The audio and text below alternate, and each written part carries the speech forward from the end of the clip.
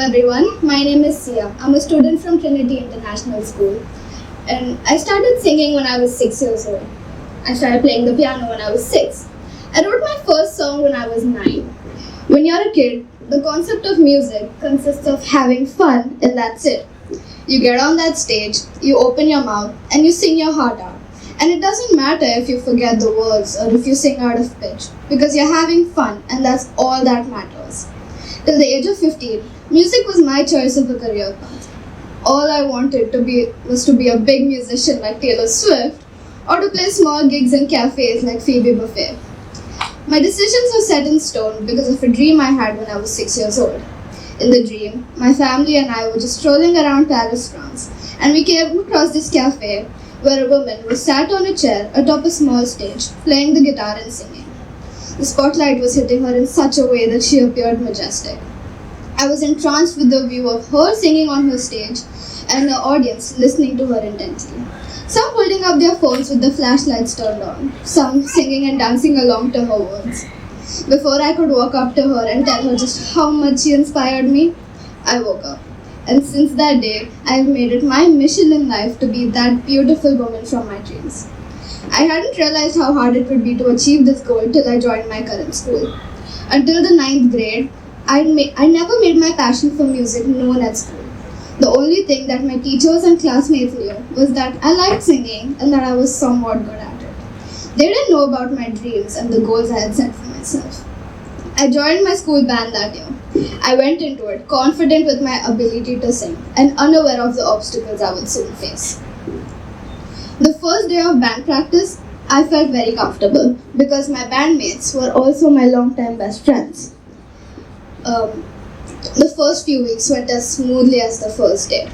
Most of the members in the band were just rookies, and in every game, the rookies are bound to make mistakes, unless of course your Oscar Piastri. Now mistakes are made so that we can learn from them, not so that we can feel ashamed or brought down, because everybody makes mistakes. It's what keeps us human. Do you all know the phrase practice makes perfect? Yes? Okay, well you'd best believe it. The next time you see someone making a mistake and then saying, I'll work on it, practice makes perfect, you'd best believe them because it's true, but only if you genuinely practice. Do you all know the phrase practice makes perfect? Yes? Okay, well you'd best believe it.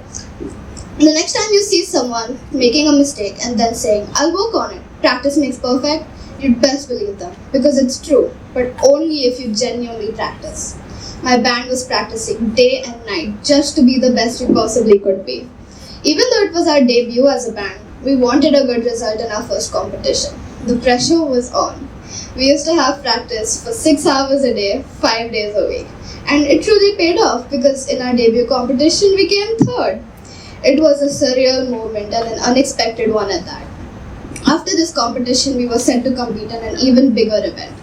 This one was a big deal. And yet again, the pressure was on. The only thing we heard from people all day after our first competition was, did you really deserve that third place position? There were better bands than yours. Some other band should have come third. I still don't know what kind of reverse psychology they were trying to use, but it hurt a lot because we worked hard to get that third place position. So hearing them say that wasn't very nice. But you've got to keep your chin up and move on. Because if you stop every time someone says or does something hurtful, you're not going to get very far in your life. So I did exactly that. I took every bad comment that was thrown my way in one ear and out the other. And it was working well for a while until they realized that they couldn't verbally hurt me anymore. So they decided to do what everyone does nowadays. Become internet trolls and send hurtful comments my way through social media. Now, my brain is wired in a way that it thinks musically. So I did what any musician would do. I wrote a song about it. Now before you think,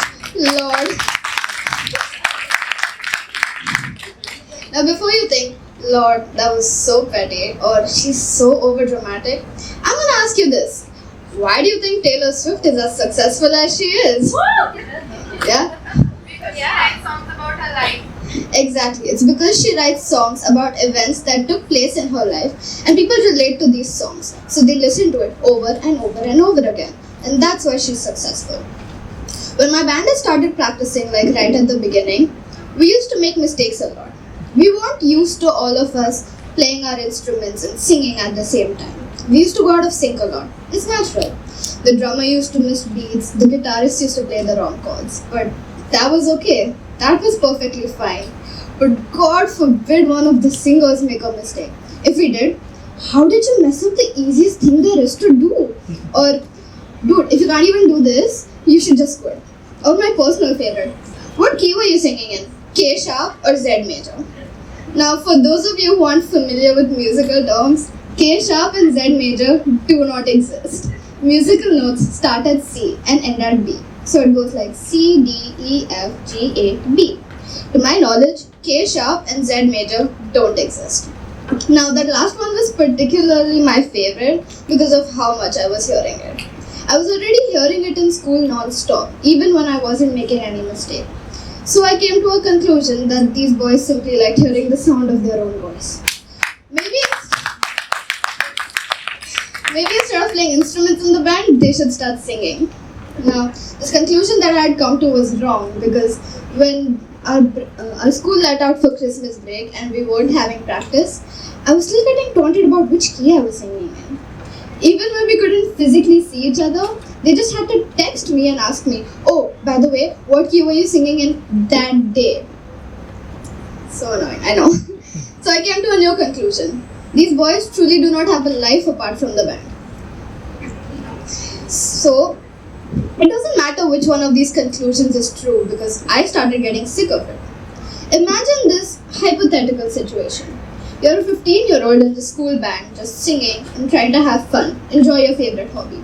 When out of nowhere, your bandmates start attacking you with taunts and insults over a small mistake. It's not like the rest of the band is perfect. They also make mistakes. But their mistakes are forgiven. Your mistakes are turned into a big deal which will then haunt you until the end of time. What would you do in this situation?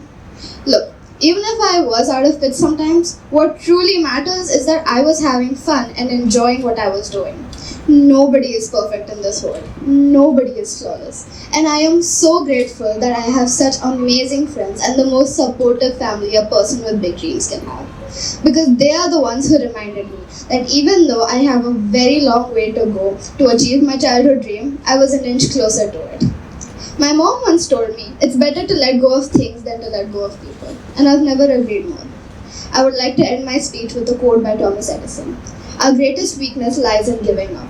The most certain way to succeed is to try just one more time. So try. I would like to thank all of you here today for being such an amazing live audience, for being so patient, and also everyone who was involved in getting me on the stage today because it's truly helping my dreams come true. Thank you. Mama told me, go make yourself some friends or you'll be lonely. Once I was 7 years old.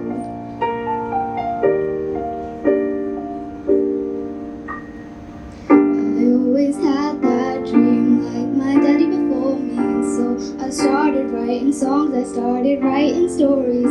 Something about that glory just always seemed to bore me, cause only those I really love will ever really know me. Once I was 7 years old, my story got told before the morning sun, my life was lonely. Once I was 15 years old.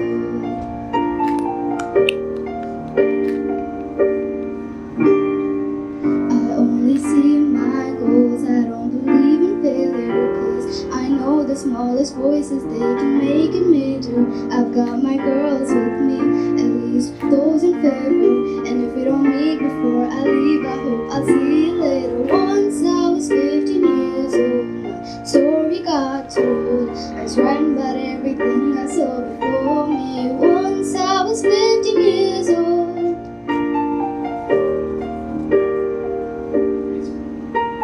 Soon we'll be 20 years old. Our songs have been sold.